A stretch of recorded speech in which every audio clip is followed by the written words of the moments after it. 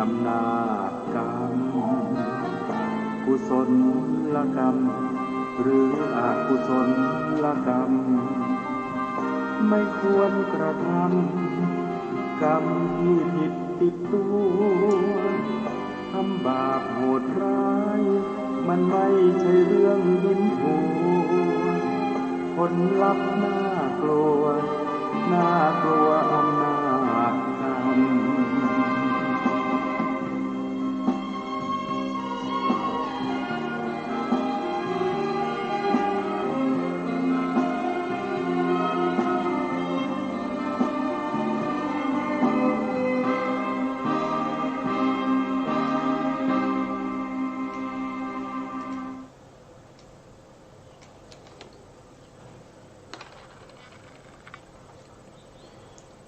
พุทธังสรณังกัจฉามิธัมมังสรณังกัจฉามิสังฆังสรณังกัจฉามิกับนมัสการพระมหาเถระพระสังฆาธิการพระเถรานุเถระ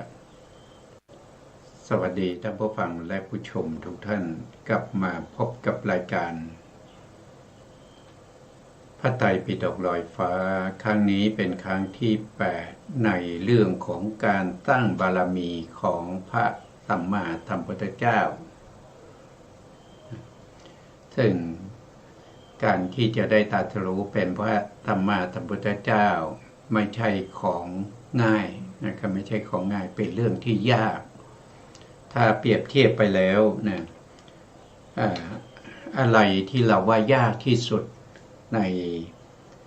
ในปัจจุบันนี้นะครับสิ่งที่ยากที่สุดในปัจจุบันนี้จะไม่เท่ากับเสี้ยวที่16ของการที่จะบำเพ็ญบารมีเพื่อความเป็นพระพุทธเจ้าคือหมายถึงว่าที่เราคิดว่ายากที่สุดแล้วนะครับไม่ว่าจะเป็นการเรียนหนังสือหรือว่าจะเป็นการคิดค้นในการที่จะสร้างสิ่งที่ไม่เคยมีนะเช่นทำไมตั้งเครื่องบินได้นะครับมันเป็นเด็กนะครับแต่สามารถที่จะบินไปในอากาศได้หรือว่าเมื่อก่อนไม่มีไฟฟ้าคิดค้นไฟฟ้าขึ้นมาได้นะครับคิดค้นโทรศัพท์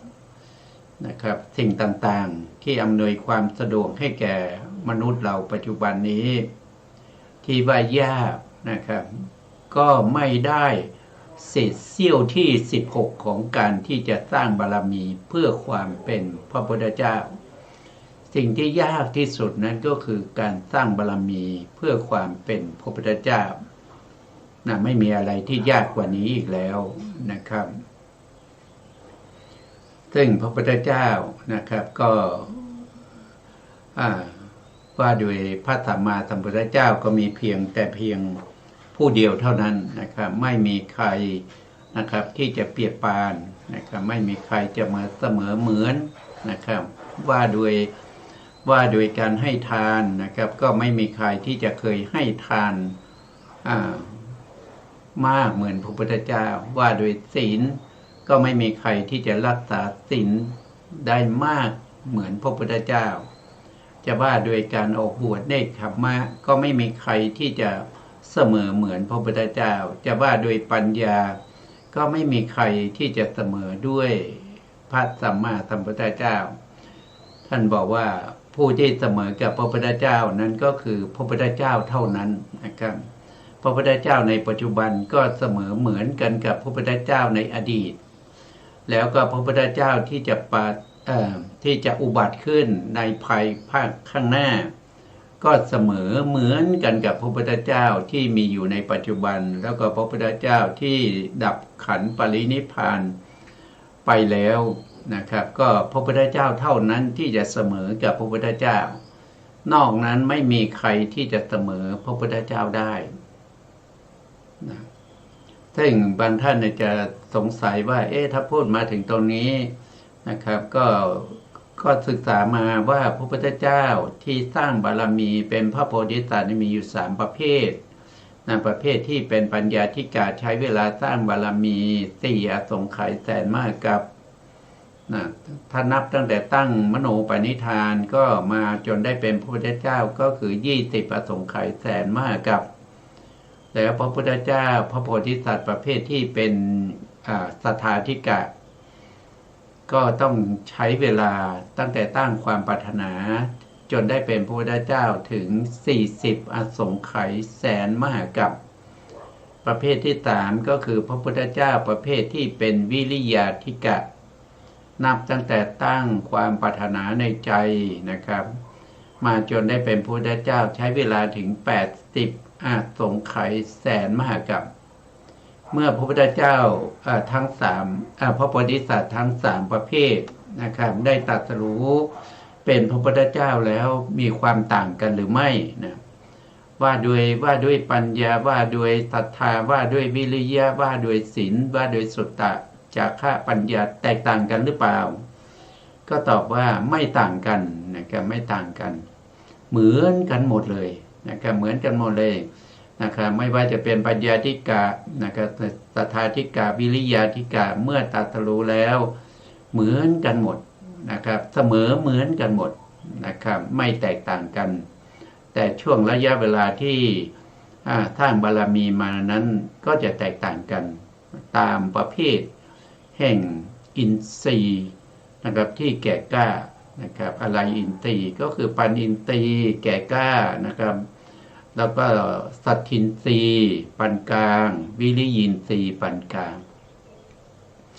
บางท่านก็สัตถินทรีย์แก่กล้าปัญญินทรีย์ปานกลางวิริยินทรีย์ปานกลางบางท่านก็มีวิริยินทรีย์แก่กล้าปัญญินทรีย์ปานกลางแล้วก็สัตถินทรีย์ก็ปานกลางขึ้นอยู่กับบุคคลที่ตั้งความปรารถนาเป็นพระพุทธเจ้าก็ขึ้นอยู่กับความแก่กล้าของอินทรีย์ทั้ง3เหล่านี้ว่ามีอะไรเป็นตัวนำนะปัญญาเป็นตัวนำหรือว่าเป็นศรัทธาเป็นตัวนำหรือว่าวิริยะเป็นตัวนำแต่เมื่อตรัสรู้แล้วเป็นพระพุทธเจ้าแล้วเหมือนกันหมดเสมอเหมือนกันหมดนะครับไม่แตกต่างกันนะครับพระพุทธเจ้าเท่านั้นเสมอกับพระพุทธเจ้านะไม่มีใครเปรียบปานพระพุทธเจ้าได้นอกจากพระพุทธเจ้าเท่านั้นนะครับที่แล้วเราก็ได้ศึกษาประเภทของพระโพธิสัตว์ทั้ง3ว่าตั้งแต่ตั้งมโนปณิธานใช้เวลาไปเท่าไหร่นะครับเราก็ทวนกันก่อนนิดนึงนะครับพระโพธิสัตว์ประเภทที่เป็นปัญญาธิกะนะตั้งมโนปณิธานก็ใช้เวลา7อสงไขยในช่วง7อสงไขยนั้นก็ได้พบพระพุทธเจ้านะครับได้ศึกษาเล่าเรียนได้ทำความเพียรได้ปฏิบัติประพฤติในพระพุทธเจ้าในอดีตถึง 125,000 พระองค์แต่ถ้าเป็นสัทธาธิกะก็ต้องใช้เวลาอีกเท่าตัวหนึ่งก็คือ14อสงไขยมหากัปนะกัปนี้อสงไขยนี้เป็นมหากัปนะครับพบพระพุทธเจ้าถึง 250,000 พระองค์ถ้าเป็นประเภทวิริยาธิกะอย่างเช่นพระศรีอริยเมตไตรที่จะมาอุบัติในโอกาสข้างหน้าต้องใช้เวลาตั้งมโนปณิธานถึง28อสงไขยมหากัปพบพระพุทธเจ้าถึง 500,000 พระองค์แล้วหลังจากนั้นถึงจะเอ่ยวาจานะครับตอนเอ่ยวาจานี้แต่พระโพธิสัตว์แต่ละประเภทก็ใช้ระยะเวลาที่ต่างกันอย่างเช่นปัญญาธิกะนะครับวจีปณิธานก็ต้อง9อสงไขยมหากัปพบพระพุทธเจ้า 387,000 พระองค์ถ้าเป็นสัทธาธิกะเช่นพระพุทธเจ้ากัสสปะนะครับที่ผ่านไปก่อนหน้าพระพุทธเจ้าศรีสักยะมุนีโคดมนะครับถึงสัทธาธิกะใช้เวลา18อสงไขยพระพุทธเจ้า 774,000 พระองค์ถ้าเป็นวิริยาธิกะก็ตั้งวจีปณิธาน36อสงไขยมหากัปพบพระพุทธเจ้า 1,548,000 พระองค์นะครับหลังจากนั้นก็ได้รับพุทธปัญญากร ได้รับพุทธพยากรณ์อย่างพระพุทธเจ้าของเราเนี่ยก็ได้รับพุทธพยากรณ์จากใครก็จากพระทีปังกรสัมมาสัมพุทธเจ้านับถอยหลังไป4 อสงไขยแสนมหากัปในสมัยนั้นนะครับก็ได้รับพุทธพยากรณ์นะครับ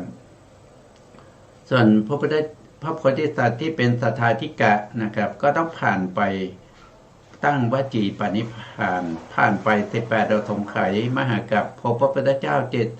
774,000 พระองค์แล้วถึงจะได้รับพุทธพยากรณ์จากพระพุทธเจ้าองค์ใดองค์หนึ่งนะครับส่วนที่เป็นวิริยาธิกาก็ต้องผ่านไปถึง36 อสงไขยมหากัปพบพระพุทธเจ้าถึง1,548,000 พระองค์แล้วก็ได้รับพุทธพยากรณ์หลังจากได้รับพุทธพยากรณ์แล้วนะครับพระโพธิสัตว์เหล่านั้นนะครับก็จะสร้างบารมีขั้นอุกิจนะครับอย่างปัญญาธิกะของเรานะครับสีสักยมุนีโคตมะนะครับก็ใช้เวลา4 อสงไขยพบพระพุทธเจ้า13 พระองค์แล้วก็เศษอีก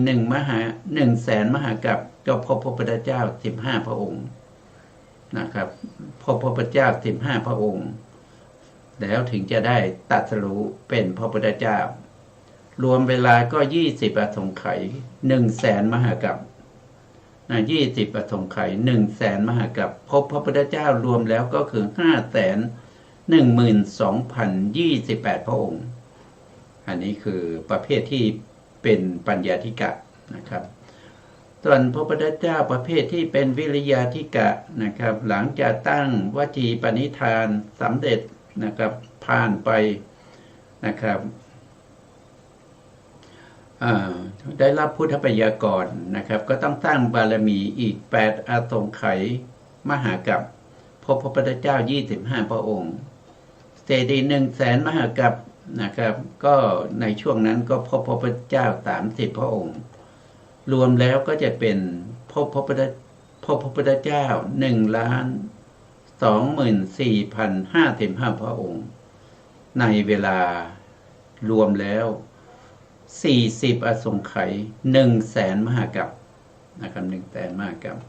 ส่วนพระพุทธเจ้าประเภทที่เป็นวิริยาธิกะอย่างเช่นพระติอริยเมตไตรนะครับรวมเวลาทั้งมโนปณิธานวจีปณิธานแล้วก็กายวจีปณิธานรวมกันนะครับรวมกันก็เป็น80 อสงไขย100,000 มหากัปนะครับ80 อสงไขยมหากัปถ้าแยกก็จะเป็นตอนที่ได้รับพุทธพยากรณ์แล้วนะครับก็ใช้เวลาอยู่ถึง16 อสงไขยมหากัปพบพระพุทธเจ้าอยู่49 พระองค์แล้วก็เศษอีก100,000 มหากัปพบพระพุทธเจ้าอยู่60 พระองค์รวมระยะเวลานะครับก็คือ80 อสงไขย100,000 มหากัปพบพระพุทธเจ้าอยู่2,48,109 พระองค์ที่พบพระพุทธเจ้านี่ไม่ใช่พบเฉยๆนะครับต้องทำกิจนะครับต้องทำกิจนั่นก็คือศึกษาเล่าเรียนบ่มบารมีนะครับ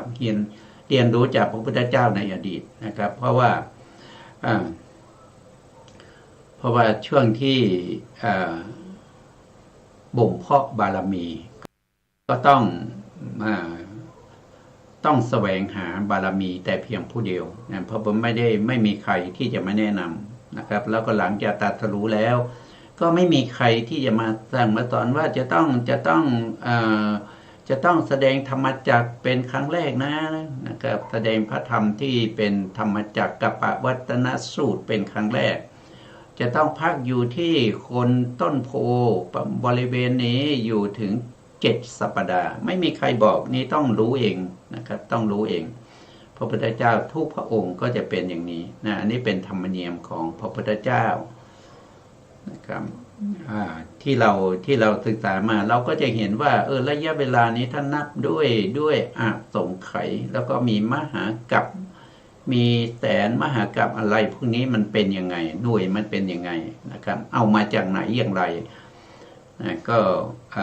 ก็นำมาจากหนังสือนะครับหนังสือซึ่งเป็นหนังสือที่เขาใช้ประกอบการศึกษาอยู่นะครับในเรื่องของการเรียนพระอภิธรรมนะครับไม่ว่าจะเป็นพระอภิธรรมในประเทศไทยหรือว่าในประเทศพม่าหรือว่าในประเทศศรีลังกานะครับในทุกๆประเทศที่เขามีการเรียนพระอภิธรรมเนี่ยเขาก็ใช้หนังสือหลักสูตรของพระอนุรุทธาจารย์นะครับพระอนุรุทธาจารย์แล้วก็แต่ละท่านก็มาแปลเป็นภาษาของตัวเองอย่างเช่นประเทศของเราเนี่ยนะครับก็มีพระอาจารย์โชนะครับที่เราเรียกกันว่าพระอาจารย์โชซึ่งท่านก็เป็นชาวพม่านะครับท่านก็มาแปลอภิธรรมมัทธสังคหะเป็นหลักสูตรเอาไว้ให้พวกเราชาวไทยเนี่ยได้ศึกษากันนะครับปัจจุบันนี้ก็ใช้คำแปลของท่านนั้นเป็นหลักในการศึกษานะครับแล้วก็ในหลักสูตรนะครับชั้นมัชชิมตินะครับก็กล่าวไว้ในเรื่องของกรรมนะครับเรื่องของกรรมนะตรงนี้นะเราก็มาดูนะครับในหนังสือเนี่ยเขาได้กล่าวไว้นะครับว่าประเภทแห่งกรรมและความเป็นไปแห่งกรรมท่านพูดถึงกรรมเนี่ยกรรมมีอยู่4อย่างนะครับอันนี้ท่านพูดถึงเรื่องของการทำลายกรรมด้วยตั้งกรรมด้วยนะครับก็คือหมายถึงว่ากรรมนี้เป็นระยะเวลานะครับแต่ระยะเวลาของกรรมเนี่ยที่ถูกทำลายไม่ใช่กรรมถูกทำลายแต่เป็นตัวจักรวาลนะครับจักรวาลที่มีอะไรมีพระอาทิตย์มีพระจันทร์นะครับมีภพภูมิ31ภูมินะครับมีภูเขาจักรวาลนะภูเขาจักรวาลมีนรกมีมนุษย์4ทวีปนะ4ทวีปมีเทวดาชั้นจัตุมหาราชิกาขึ้นไปจนถึงพรหมโลกใน1จักรวาลก็จะประกอบด้วยอย่างนั้นนะครับแล้วก็ใน1จักรวาลเวลาทำลายเนี่ยนะครับก็เขาจะทำลายไม่ใช่จักรวาลเดียวเวลาทำลายเนี่ยเขาจะทำลายถึงแสนโกฏจักรวาลนะครับแสนโกฏจักรวาลเพราะว่าจักรวาลที่เป็นลักษณะอย่างนี้เนี่ยมีอยู่นับไม่ถ้วนท่านบอกว่ามีเป็นอานันตจักรวาลคือนับไปแล้วไม่มีที่สิ้นสุดแม้แต่พุทธญาณก็ยังไม่กำหนดว่าจักรวาลนั้นมีเท่าไหร่นะพุทธญาณก็บอกว่าก็เป็นเรื่องของอาจินไตยนะไม่ต้องไปคิดว่าจักรวาลจะมีอยู่เท่าไหร่นะครับเพราะว่าเกินปัญญาของสัตว์พวกเราทั้งหลายแต่พระพุทธองค์ก็มิได้แสดงไว้ว่ามีเท่าไหร่เพียงแต่บอกว่ามีอานันตจักรวาลมีมากมายมีมากมายเกินกว่าแสนโกฏจักรวาลเพราะจักรวาลที่ถูกทำลายแต่ละครั้งเนี่ยก็จะถูกทำลายไปแสนโกฏจักรวาลนะครับ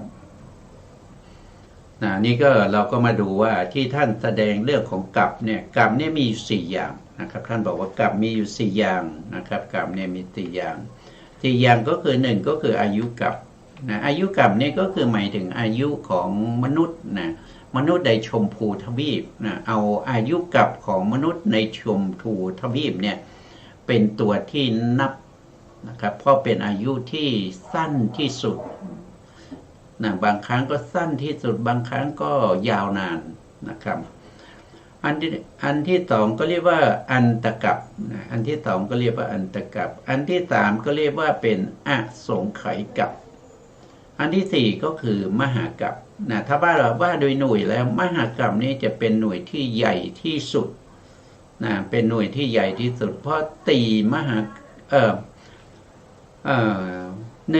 กรัมเนี่ยก็จะเท่ากับ4อสงไขยกัปนะ1 มหากรัมเนี่ยเท่ากับ4อสงไขยกัปแล้วก็1อสงไขยกัปเนี่ยก็จะเท่ากับ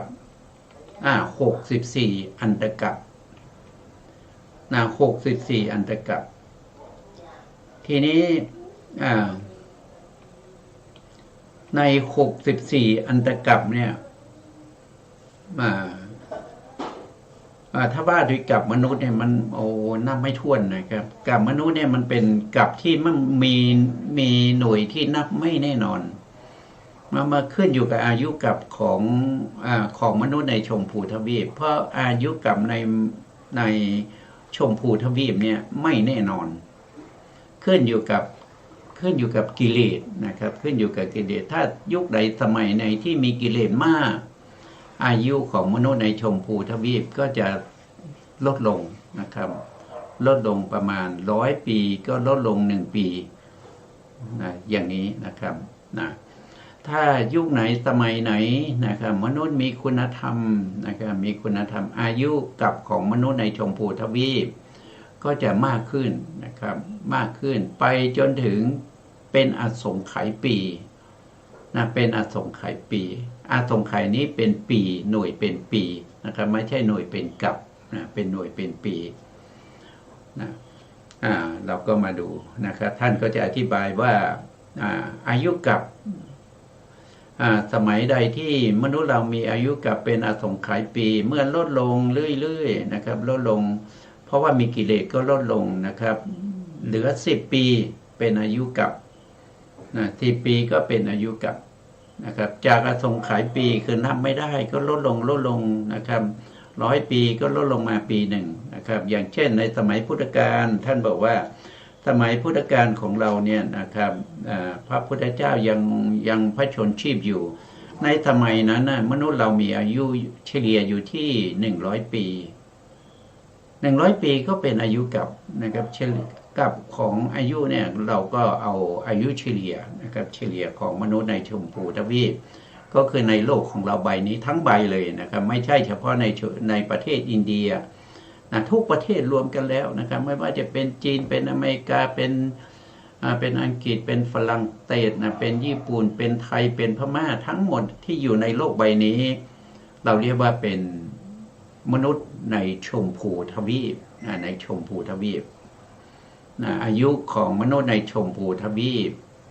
ก็จะมีการขึ้นลงอย่างที่บอกนะครับสูงสุดก็เป็นอสงไขยปีคือมันนับไม่ได้มันนานเหลือเกินนะครับแต่หน่วยเป็นปีไม่ใช่หน่วยเป็นกับแล้วก็ถ้าลดลงนะครับลดลงต่ำที่สุดนะครับก็จะเท่ากับ10 ปีนะครับก็เท่ากับ10 ปีในสมัยพุทธกาลท่านบอกว่าอายุของมนุษย์ในสมัยนั้นนะครับก็จะเท่ากับ100 ปีปัจจุบันนี้พระพุทธศาสนาของเราก็ผ่านไปถึง2,567 ปีนะครับอายุของมนุษย์นะครับก็จะลดลงเหลืออยู่ประมาณ74 ปีกว่า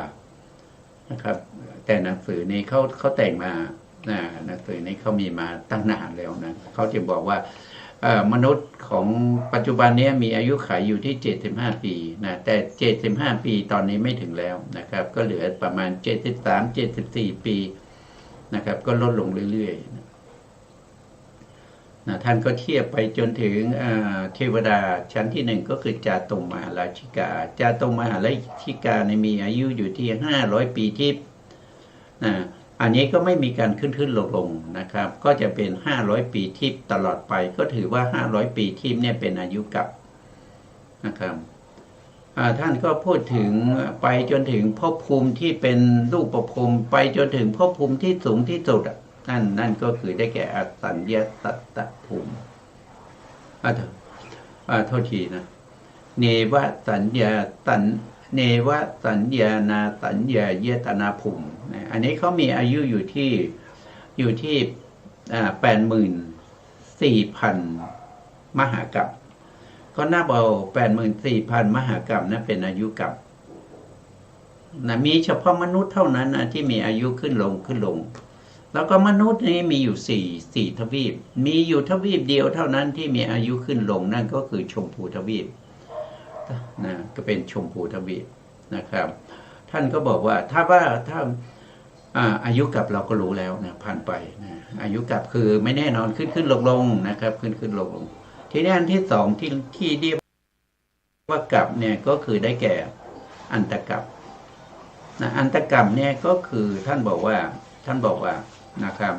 การนับอันตกับนั้นก็คือนับด้วยอายุของมนุษย์นะครับจากอสงไขยปีนะครับแล้วก็ค่อยลดลงมาจนถึง10 ปีแล้วก็จาก10 ปีขึ้นไปนะครับจนไปถึงอสงไขยปี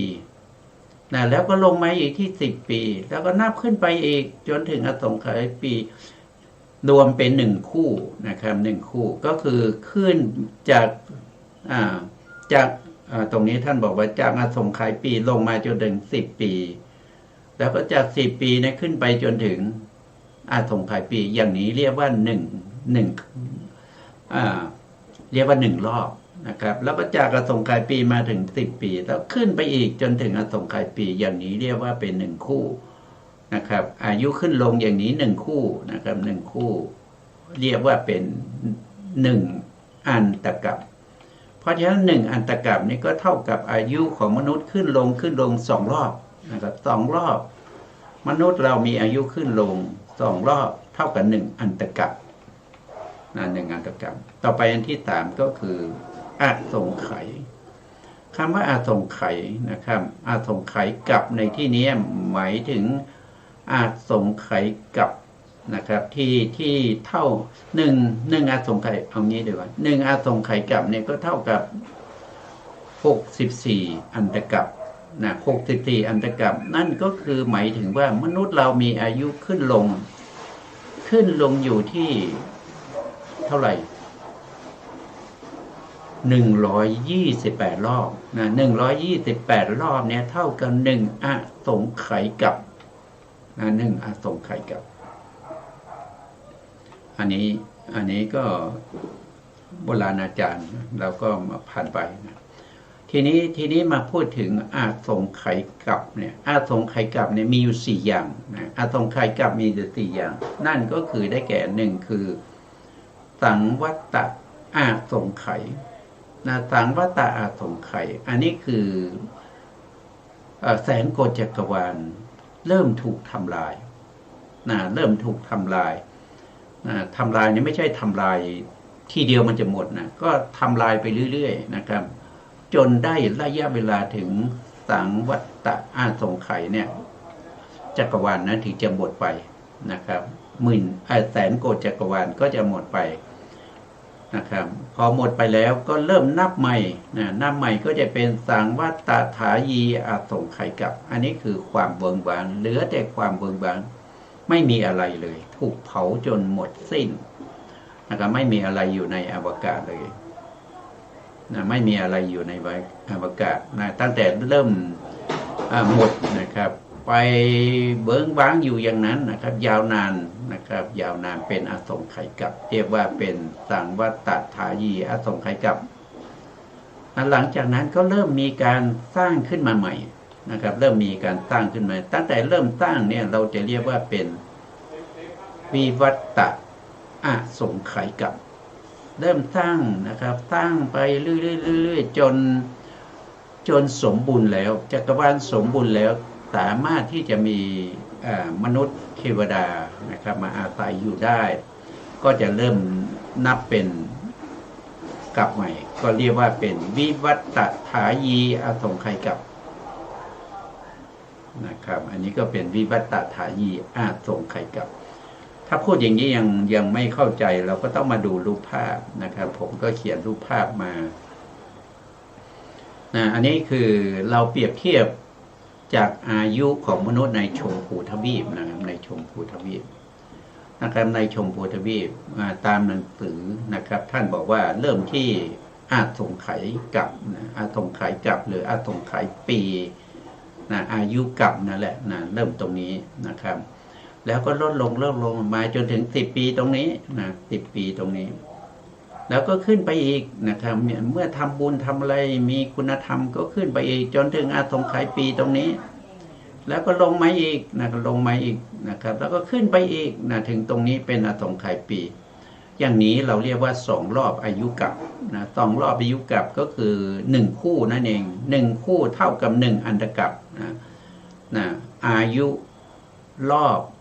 1 คู่ของมนุษย์ในชมพูทวีปนะครับเท่ากับ1 อันตะกัปนะก็เท่ากับ1 อันตะกัป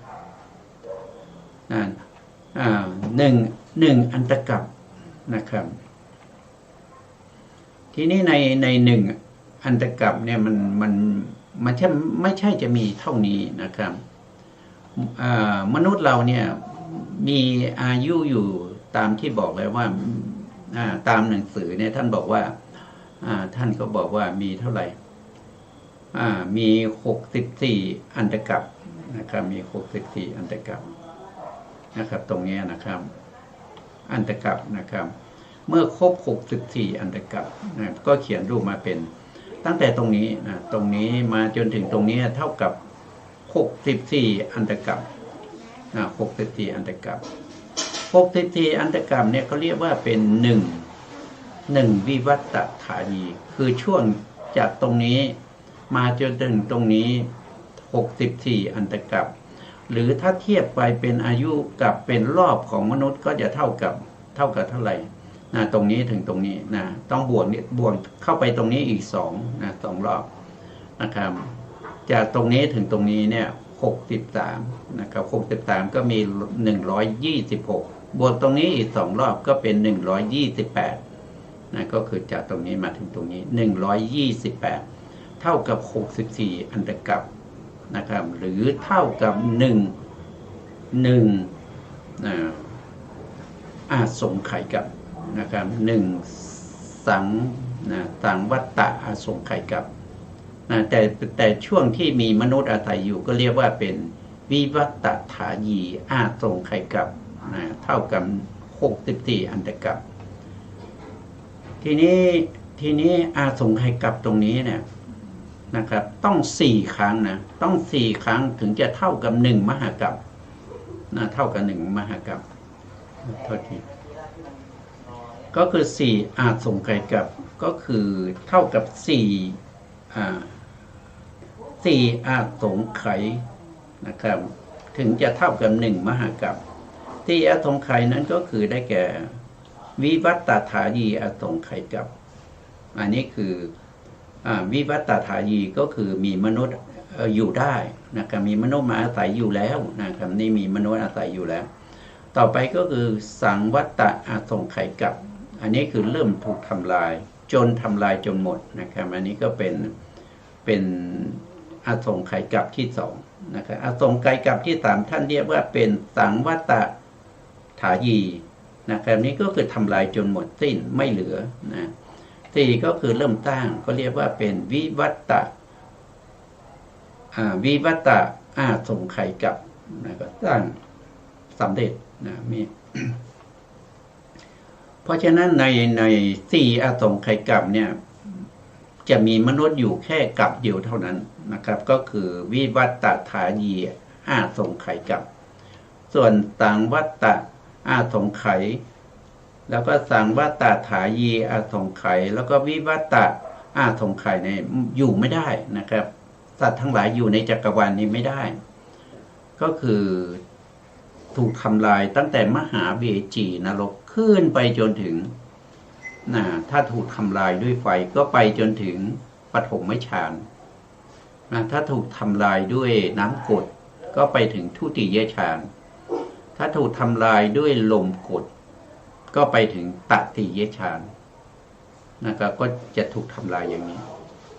นะครับเพื่อความเข้าใจเราก็มาดูสไลด์ต่อไ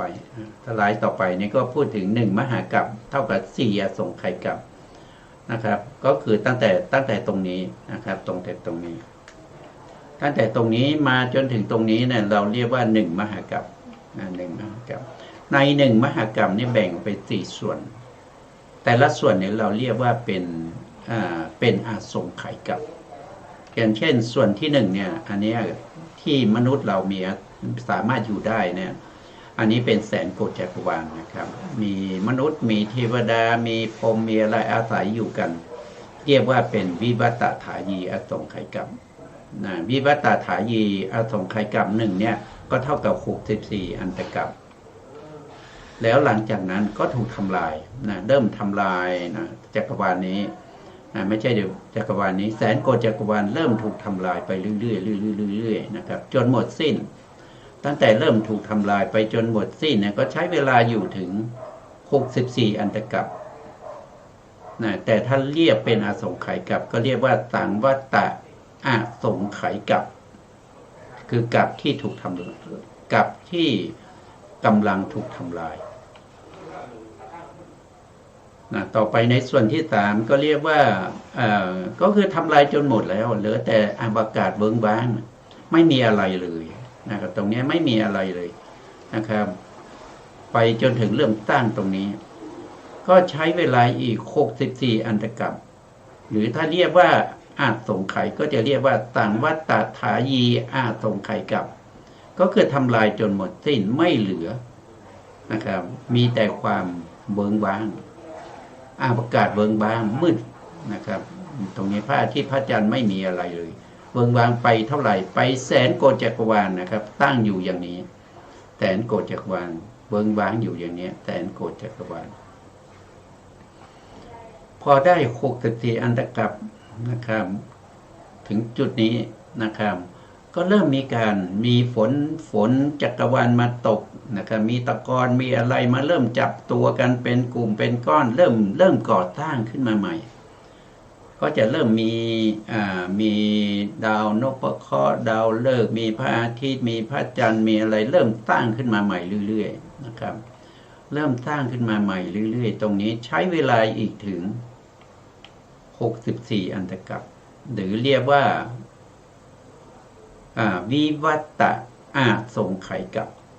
นี่คือกำลังสร้างนะกำลังสร้างเราก็เห็นได้ว่า1มหากัปเนี่ยนะครับแสนโกฏจักรวาลเนี่ย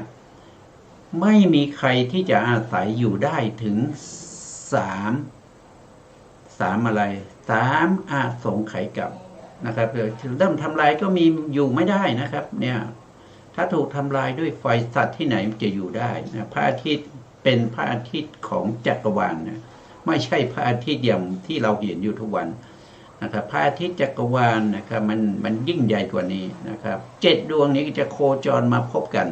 แล้วก็จะเผาทุกสิ่งทุกอย่างนะครับแต่ถ้าเป็นถูกทำลายด้วยน้ำก็จะมีฝนนะฟ้าฝนที่เป็นน้ำกรดเนี่ยตกลงมานะครับตกลงมาในแสนโกฏจักรวาลนะครับแล้วก็จะย่อยสลายภูเขาพระอาทิตย์พระจันทร์นะครับแม่น้ำลำคลองทั้งหมดเนี่ยถูกย่อยสลายด้วยแรงของน้ำกรดนั้นจะไม่มีมนุษย์อาศัยอยู่ได้นะครับแล้วก็มาตรงที่นี้ก็จะไม่มีตรงที่เวิ้งว้างตรงนี้นะครับใครแล้วจะอาศัยอยู่ได้มันจะมีแผ่นดินมีน้ำมีอะไรไม่มีอะไรเลยอย่างนี้จะสัตว์ทั้งหลายอาศัยอยู่ไม่ได้นะอาศัยอยู่ไม่ได้นะครับแล้วก็ในส่วนที่3เนี่ยนะอันเขาเรียกว่าเป็นวิวัตตะอาสงไขยนะครับตั้งแต่เริ่มสร้างเนี่ยใช้เวลา64อันตรกัปเนี่ยตรงเนี้ยนะครับตรงนี้ก็อยู่ไม่ได้นะครับอยู่ไม่ได้มนุษย์นะสัตว์ทั้งหลายนะครับจะเป็นเปรตอสุรกายสัตว์นรกเทวดานะครับแล้วก็พรหมปฐมฌานนะครับถูกทำลายด้วยไฟก็อยู่ไม่ได้ถ้าไปถูกทำลายด้วยน้ำก็ไปถึงทุติยฌานก็อยู่ไม่ได้ถูกทำลายด้วยลมก็ไปถึงตติยฌานก็อยู่ไม่ได้บางคนก็สงสัยว่าอ้าวแล้วสัตว์ทั้งหลายเวียนว่ายตายเกิดที่ยังไม่ได้เป็นพระอรหันต์เนี่ยจะไปอยู่ที่ไหนนะครับก็ไปอยู่เป็นพรหมในชั้นที่ไม่ถูกทำลายนะครับผู้ที่สามารถจะทำฌานทำอะไรแล้วก็ไปเกิดเป็นพรหมก็ไปอยู่ในชั้นที่ยังไม่ถูกทำลายเช่นเขาทำลายไปถึงปฐมฌานภูมิสัตว์ส่วนใหญ่ก็ไปอยู่ในทุติยฌานภูมิทำลายไปถึงทุติยฌานภูมิสัตว์ส่วนใหญ่ก็ไปอยู่ในตติยฌานภูมิถ้าถูกทำลายด้วยลมกดก็ไปถึงตติยฌานสัตว์ทั้งหลายก็ไปเกิดในจตุทัชฌานนะครับ หลังจากสร้างเสร็จแล้วสัตว์ทั้งหลายก็จุติจะภูมิเหล่านั้นนะครับในภพภูมิเหล่านั้นที่เขาอยู่นั้นหมดอายุก็มาเกิดในเทวดามนุษย์แต่ว่าเป็นภูมิในชั้นล่างๆที่ตั้งขึ้นมาเสร็จต่อไปอย่างเนี้ยนะแล้วก็ถ้าเป็นสัตว์นรกไม่สามารถทำฌานได้ท่านก็บอกว่าสัตว์นรกเนี่ยคือการที่จะถูกทำลายจักรวาลถูกทำลายเนี่ยจะมีการรู้ก่อนนะครับผู้ที่รู้ก็คือพวกพรหมพวกเทวดาทั้งหลายเนี่ยเขารู้เขาจะมีการเป่าประกาศนะครับเป่าประกาศให้สัตว์ทั้งหลายนี่รู้เป็นพันปีนะครับ2,000 ปี200 ปีเขาจะมาทีหนึ่งเป็นพันปีนะครับเป็นหมื่นปีเป็นพันปีเขาก็จะมาประกาศนับจากนี้ไปอีก10,000 ปีก็จะโลกจะเริ่มถูกทำลายแล้วนะนับจากนี้ไปอีก1,000 ปีนะโลกจะถูกทำลายแล้วนะครับจากนี้ไปอีก100 ปีโลกจะถูกทำลายแล้วผู้ที่ได้ยินได้ฟังก็เกิดความสลดนะครับตั้งหน้าตั้งตานะครับในการที่จะประพฤติปฏิบัติโดยส่วนมากนะครับไม่ส่วนมากเลยทั้งหมดในยุคที่มันไม่มีพระพุทธศาสนาคือช่วงท้ายๆเนี่ยมันไม่มีพระพุทธศาสนาเพราะฉะนั้นสัตว์เหล่านี้นะครับเขาก็จะเจริญสมาธิกันเจริญสมาธิกันเมื่อเจริญสมาธิบางคนก็ได้ฌานได้ปฐมฌานตายจากมนุษย์หรือเทวดาก็ไปเกิดในปฐมฌานนะครับแล้วก็ไปทำฌานต่อที่ปฐมฌานขึ้นไปทุติยฌานหรือตติยฌานตามสมควรแก่อะไรแก่กับวินาศว่าจะถูกทำลายไปถึงตรงไหนก็ขึ้นไปอย่างนี้นะครับส่วนสัตว์ที่ไม่สามารถทำได้จริงๆนะครับท่านบอกว่าไปที่ไหนท่านก็บอกว่าสัตว์เหล่านั้นนะครับก็ตายจากนรกในจักรแสนโกฏจักรวาลนี้นะครับไม่สามารถที่จะหลุดพ้นจากนรกได้ก็ไปเกิดในนรกในจักรวาลที่นอกจากแสนโกฏจักรวาลนั้นนะครับไปอยู่ในจักรวาลนู้นนะครับไปเป็นสัตว์นรกที่นู่นนะครับเพราะว่ายังไม่หมดบุญยังไม่หมดกรรมแล้วก็บางคนทำฌานไม่ได้นะครับไม่สามารถที่จะหนีขึ้นไปข้างบนได้ก็ไปด้านขวางนะครับด้านขวางนะครับจักรวาลนี้ไม่มีที่สิ้นสุดนะแต่ถ้าเป็นภพภูมิที่ขึ้นไปข้างบนลงไปข้างล่างเนี่ยต่ำสุดคือมหาเวจีนรกขึ้นไปข้างบนสูงสุดก็คือได้แก่เนวสัญญานาสัญญายตนะนะครับไปด้านข้างเนี่ยไม่มีที่สิ้นสุดนะจักรวาลต่อจักรวาลนี้ไปเรื่อยๆนะครับด้านข้างด้านหน้าด้านหลังนะครับที่เป็นระดับระนาบเดียวกันเนี่ยมันไม่จักรวาลนี้มันไม่มีที่สิ้นสุดมากมายเหลือเกินถูกทำลายไปตั้งแสนโกฏจักรวาลอื่นยังเหลืออีกอันเป็นอนันตจักรวาลพุทธญาณยังกำหนดไม่ได้ว่าจักรวาลนี้มีเท่าไหร่มันมากมายเหลือเกินเพราะฉะนั้นไม่ต้องเป็นห่วงนะครับไม่ต้องเป็นห่วงผู้ที่ไม่สามารถทำฌานได้ก็ต้องไปเกิดอยู่จักรวาลอื่นเมื่อไปอยู่จักรวาลอื่นจะกลับมาจักรวาลของเราเนี่ยมันแสนยากนะครับจักรวาลที่จะมีพระพุทธเจ้าอุบัติเนี่ยมันมีจักรวาลเดียวเท่านั้นเขาเรียกว่าเป็นมงคลจักรวาลนี้เฉพาะในจักรวาลของเราเท่านั้นจักรวาลอื่นพระพุทธเจ้าไม่อุบัติไม่มีพระพุทธเจ้าในอนันตจักรวาลนี้มีพระพุทธเจ้าอยู่องค์เดียวในจักรวาลที่เป็นมงคลจักรวาล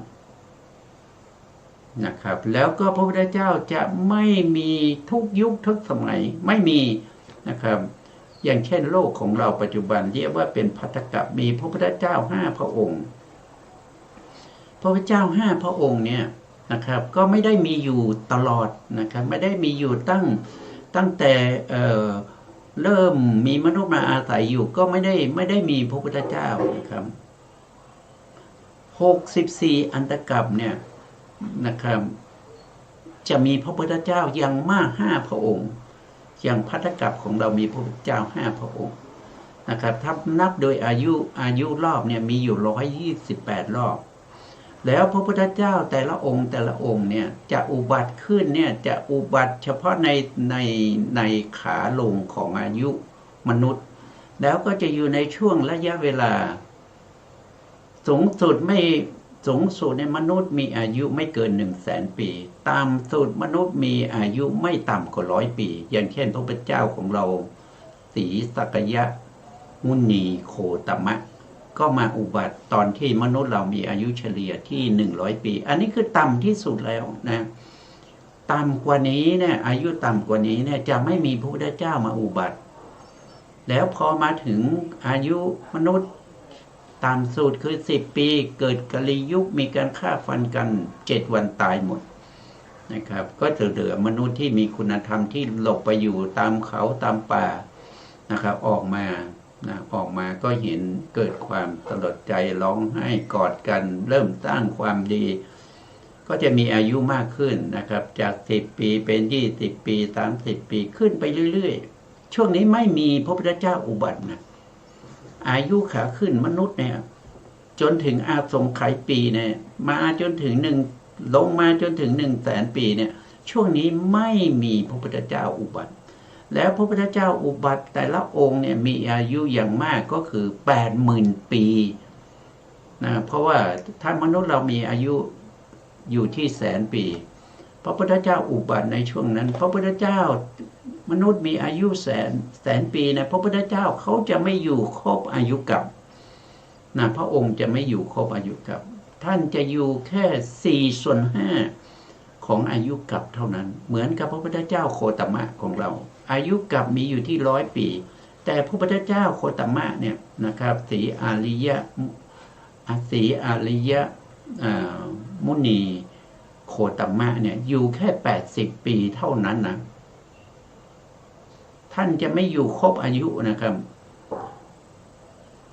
ไม่อยู่ครบอายุมันเป็นธรรมเนียมเป็นธรรมดาของพระพุทธเจ้าทุกพระองค์ก็จะเป็นอย่างนี้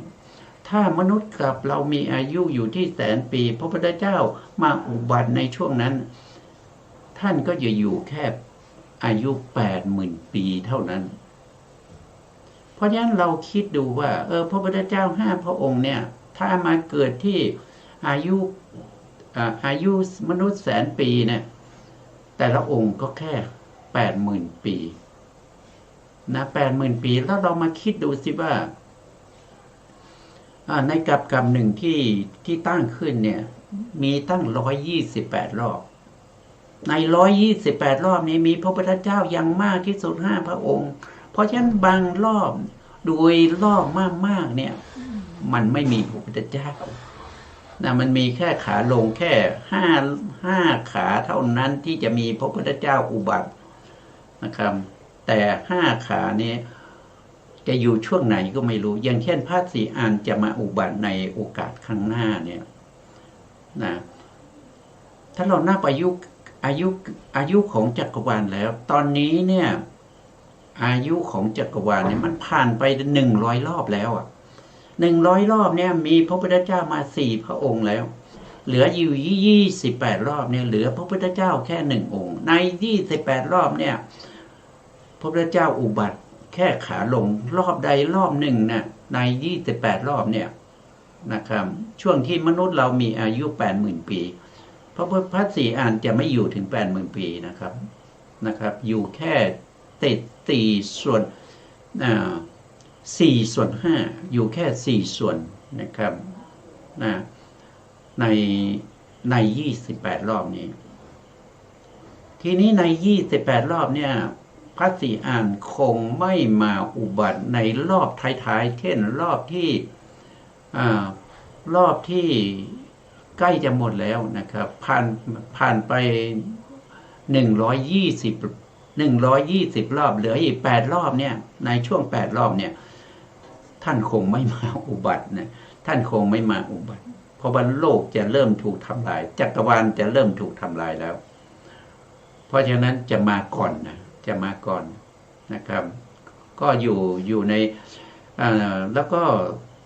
ปัจจุบันนี้นะเราก็อายุขาลงอยู่นะครับขาลงนะครับแล้วก็จะขึ้นไปอีกแล้วก็รอบต่อไปเนี่ยนะครับซึ่งใกล้กับพระพุทธเจ้าของโคตมะเนี่ยท่านก็ไม่มาอุบัตินะท่านจะมาอุบัติต่อเมื่อแผ่นดินนะครับเขาเรียกว่าพุทธันดรจากพระเจ้าองค์หนึ่งไปถึงพระเจ้าองค์หนึ่งเนี่ยแผ่นดินหนาขึ้น20 กิโลก็ไม่รู้ว่าจะอยู่ในรอบไหนนะครับไม่รู้จะอยู่ในรอบไหนเหลืออยู่28 รอบไม่รู้จะอยู่ในรอบไหนนะครับรอดูแผ่นดินหนาขึ้น20 กิโลนะครับอันนี้เป็นก็เป็นธรรมดาเป็นธรรมเนียมมันเป็นอย่างนี้มันเป็นอย่างนี้นะครับใครจะไปฝืนมันไม่ได้อันนี้มันเป็นธรรมนิยามมันเป็นกฎของธรรมมันเป็นกฎของจักรวาลเป็นกฎของธรรมมันเป็นอย่างนี้มันเป็นโดยธรรมชาติมันเป็นอย่างนี้เหมือนกันนะครับไม่มีใครที่จะไปชี้นิ้วสั่งการ